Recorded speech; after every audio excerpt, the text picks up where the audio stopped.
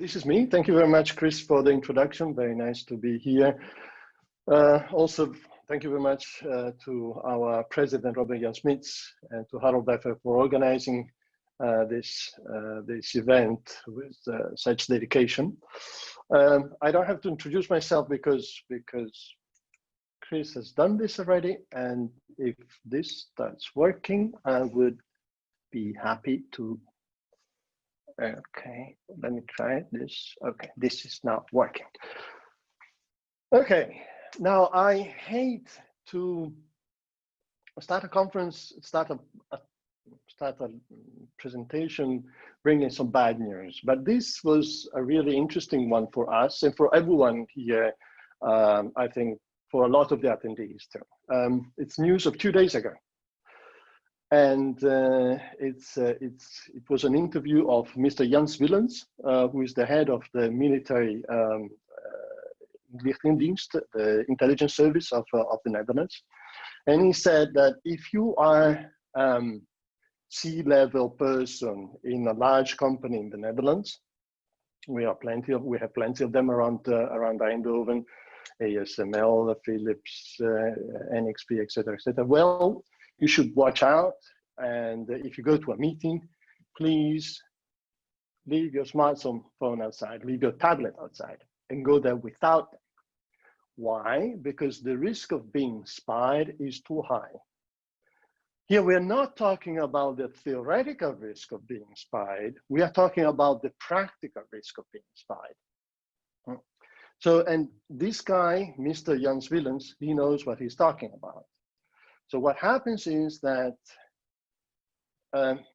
nowadays it's economically viable for certain individuals to spy on industry, and it's economically viable to use the smartphone as a way of spying what happens in our industries.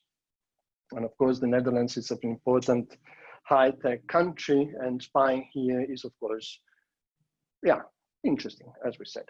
Well, if it is nowadays economically viable and interesting to spy using smartphones, it is because there are tool sets available for hackers to spy through these smartphones.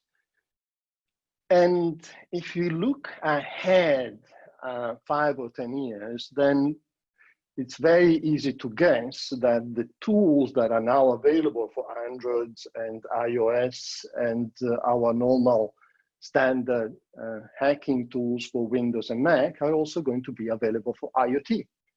So in 5 or 10 years, I guess that this suggestion of Mr. Jans Willens will change into a new suggestion of saying, don't forget to disable your IoT too. Well, IoT includes, in that case, everything that has a microphone, which is phones, the conference call center, the webcams, the surveillance cameras, etc., etc., etc. And okay, you can take away all of them and think, okay, now I don't have anything with a microphone in here. But watch out. Because, for instance, in some cases, there are microphones in things that you don't expect they have it. Like it happened just a few months ago for Google.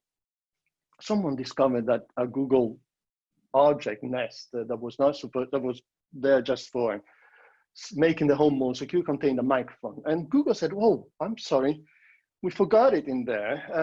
It was not documented, but because we never meant to use it." And this is true if you believe fairy tales, of course. And I don't want to pick on Google, but this indicates one of the enormous problems that we have when facing the IoT security problem, and that is the supply chain problem. So we want to do something about it, and this is us. This is a consortium of 40+ companies and the research institutions, and actually we have 3 kinds of participants, core participants to the project. We have beneficiaries, which are many of the universities in the Netherlands. Eindhoven, the VU Delft, etc. But we also have the hogescholen. So we have Fontys, the Hogeschool van Amsterdam and of Leiden, and the NRCR in Amsterdam. And then we have co-financiers, and these are companies that actually put money in the project, and includes Bosch, includes Secura, Siemens, etc. And the total budget of this, including the budget from the government through NWO in this NWA project, and the budget that is given by these companies is almost 10 million euros. And then we have national cooperation partners like Netherlands ICT, Top Sector, Energy, etc., etc. So that's a lot of people that we are going to bring together, because that's a large problem that we need to tackle. And I want to, how did we bring together so many people? Well, actually, this was possible because we have been working at this community for 16 years now. We have started in 2004 with the National Cybersecurity Research Agenda, and we went through the EEP Veilig Verbonden, and since 2013 we have the Cypher. And the Cypher was a platform that was bringing together researchers, teaching institutions, industry, government, and all talking about to each other about security. That was a very precious tool we had. We all hope that the work we have done in the Cypher will be brought forward also in full in the next embodiment that's going to be hosted by the Ministry of Economic Affairs. Okay, now, enough with the politics. Let's talk about how we're going to do it.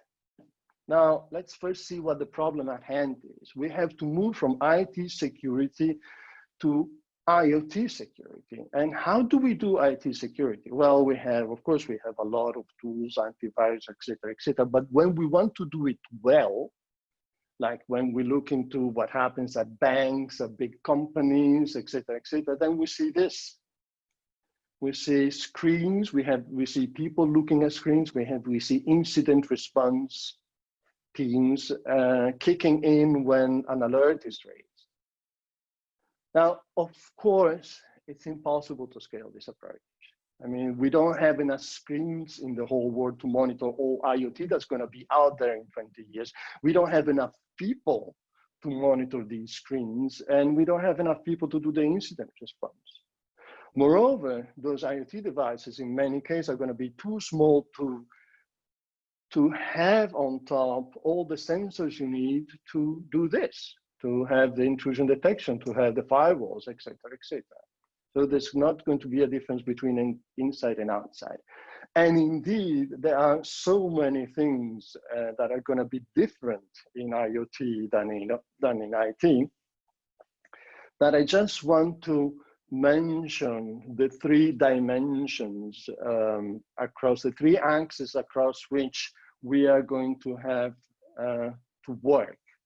And of course, the first thing you can think of is space. IoT systems will be spread around in places where we are going to have problems reaching them. And the number of them is just mind-boggling if we compare them to the number of IT systems we have now. And when we have systems distributed across large areas, we have a problem in updating and fixing them.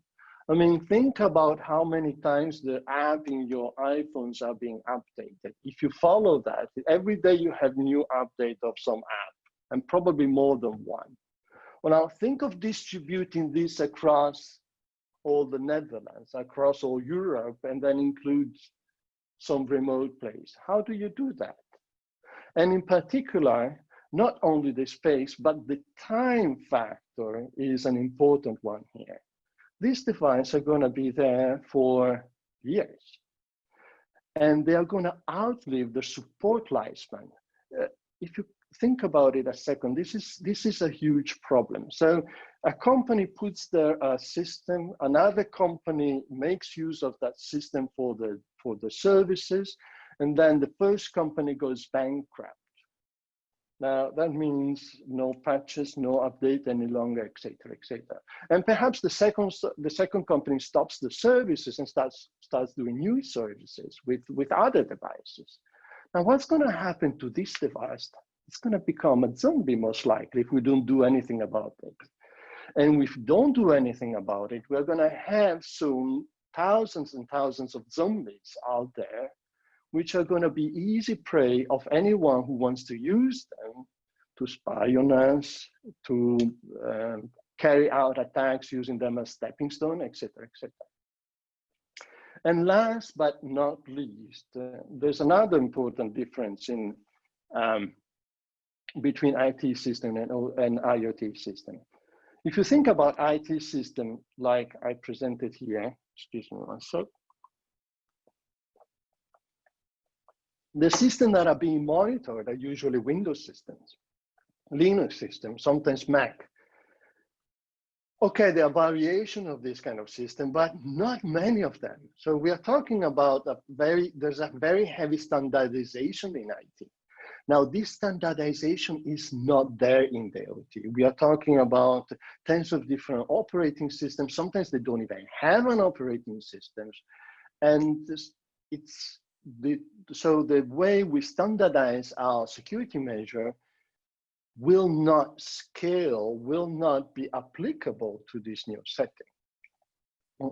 And in fact, we have a major technical problem, and this major technical problem is also impacting very heavily on society. How can we secure something we cannot manage? If you think about it, we cannot directly manage so many different devices. We cannot update them one by one. We have to delegate a lot of our tasks to themselves. Moreover, we don't have control. Not only we don't have control on them because there are too many of them, we don't have control on them also because we don't have control on the supply chain that has brought them to us.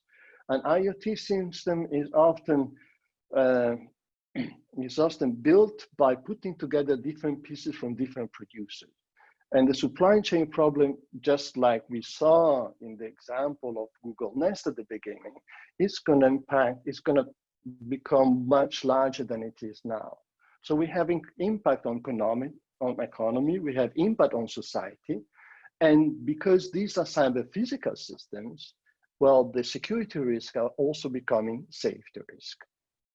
Now, of course, you don't want to hear only about the problem, and now I would like to give some insights about the project and a little bit about one of the many things we're going to investigate.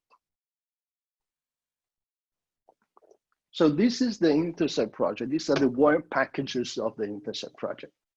We have 5 research work packages: design, defense, attack, privacy, and governance.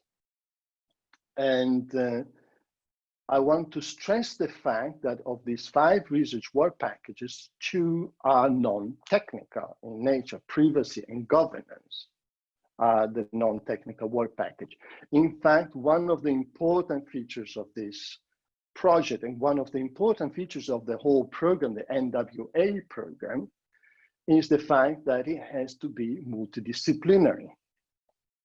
And we have University of Tilburg participating in it in the privacy, and the University of Delft in the governance part.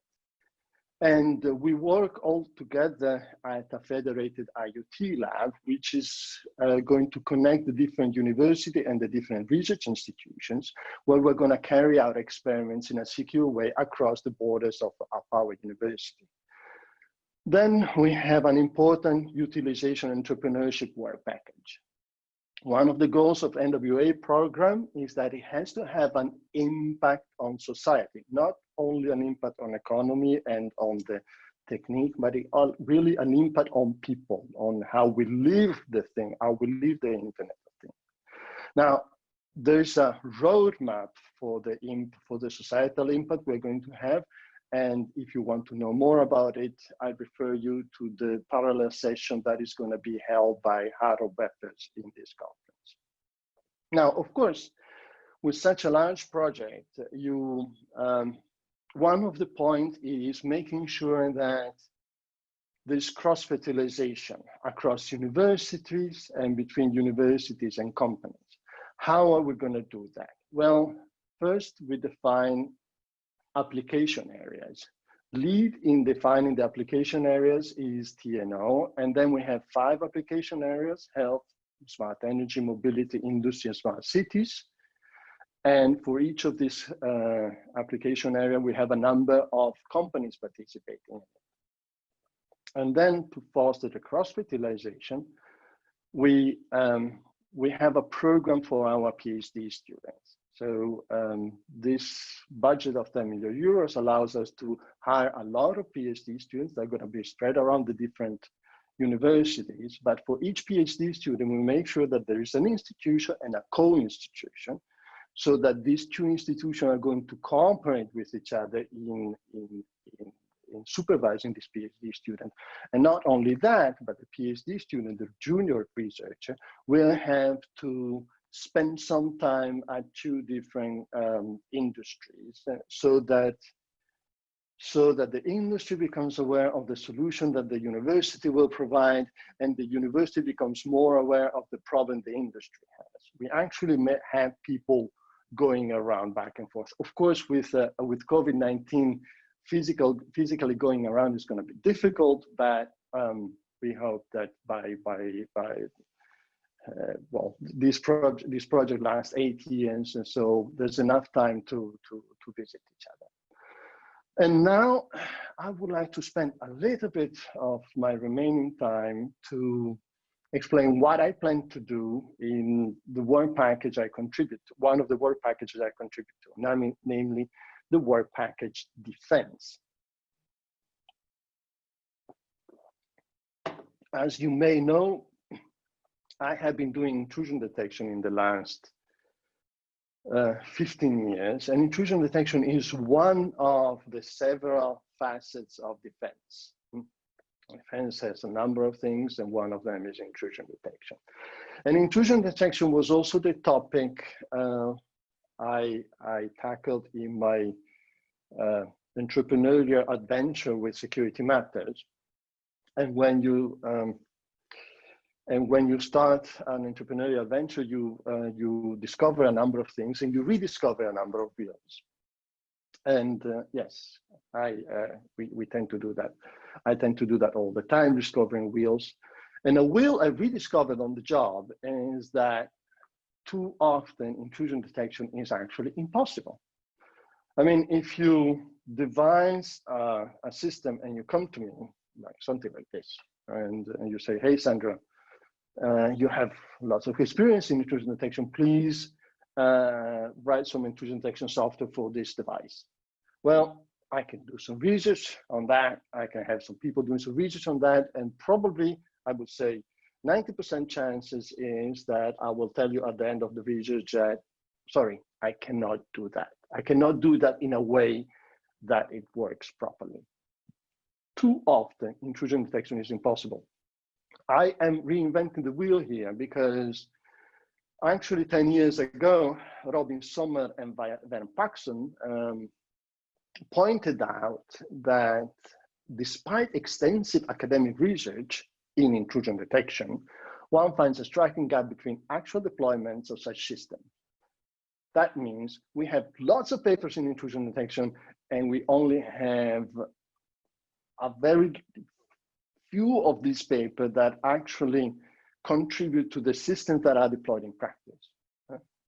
Meaning there's a problem in intrusion detection. We can't do that properly. Well, this is one thing that has kept me busy for some time, and there are a number of opinions I developed in this time, and one of them is the following: that actually the single most important reason why attacks are so difficult to stop, and I'm not saying the single most important reason why security is so difficult, why attacks are so difficult to stop, is that present systems are so hard to monitor.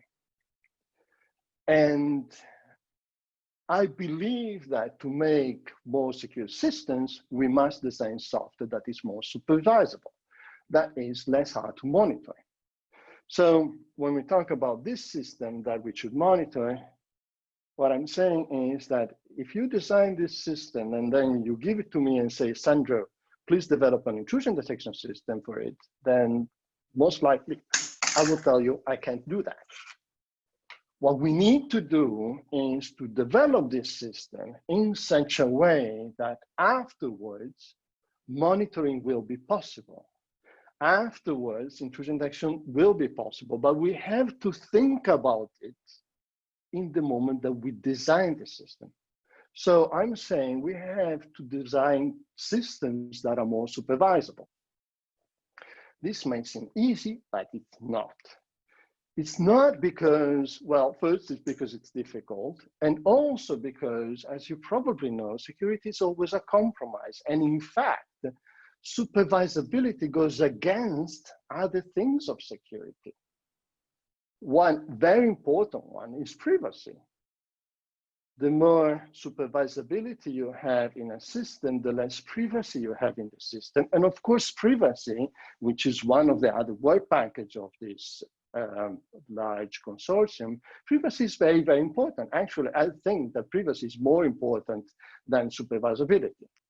So perfect supervisability is not achievable because privacy should not be a compromise. So security has to remain a compromise because privacy should not.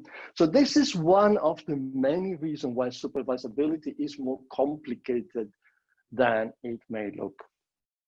Okay, so I'm wrapping up now the part about, so one of the things I want to do in this project is to investigate this concept of supervisability and draw some guidelines how to design systems that are both privacy preserving and more supervisable.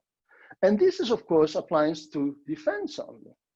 But we have the same problem in governance. We have the same problem of legacy system with tens of thousands of zombies that are going to be around them. And we have the same problem with privacy and with all sorts of, with all other facets of IoT security.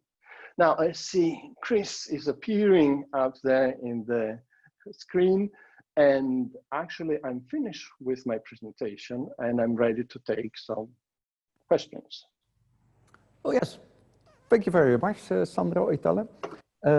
So I keep my headset in so I can hear you, but I do it out now, or else I hear myself quite often.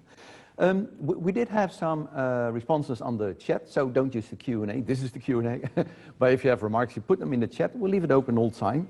And actually quite remarkable, Sandro, the very first comment was somebody who wanted to join the project. And well, Harold Weffers, who's portfolio manager of this program, already answered the question. That there will be more on that tomorrow on Work Package 8. And of course, you can join the project as stakeholder engagement network and all. So that question is already answered. The next question was from Fred Streefland. Hi, Fred. Great to hear you. Hi, Fred. Hi, Sandro. Can we prevent making the same mistakes with IoT security that we made with IT security? What are your main suggestions for this? Although we improve IT security significantly in recent years, we are still running behind and apparently didn't learn obvious lessons learned. Well, Fred, it's a very general question, but Sandro already answered slightly on security by design, but please elaborate, Sandro.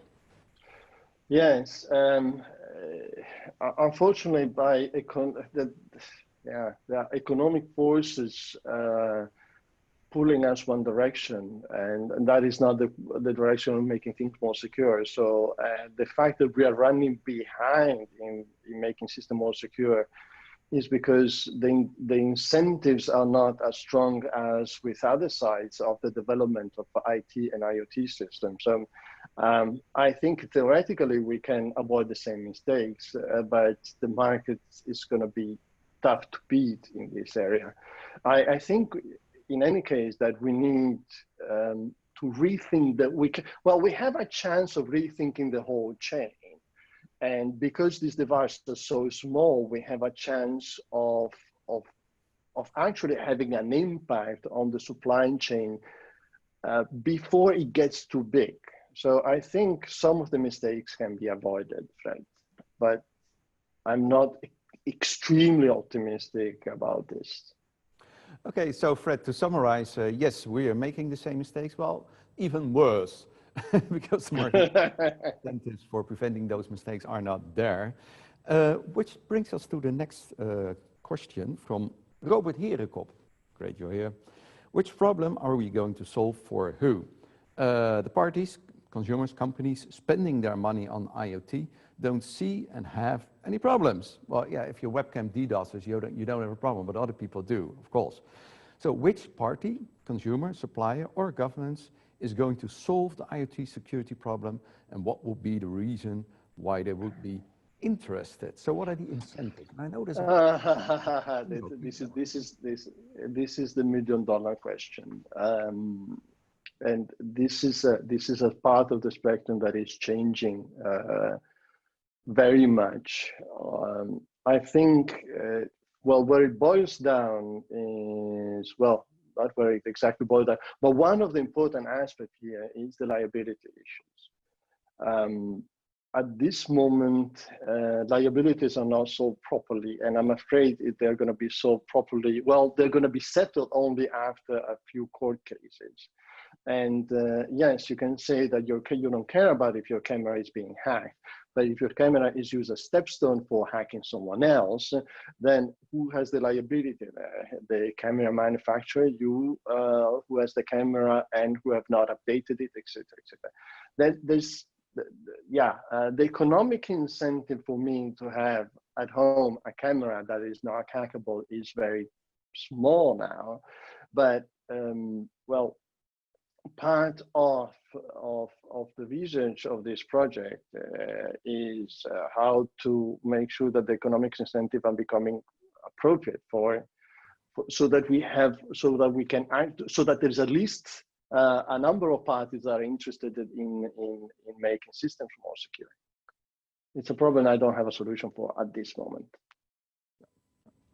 Okay, thank you very much, Sandro. There's a lot of questions popping up in the chat. There's also some people putting their questions in the Q&A. Of course, you get an answer. Then Harold Weffers will answer your question. But if you want to discuss publicly, you put it in the chat, because that's where the chat's for. So we go to the next question. It's on SMEs, the small, medium enterprises, of course.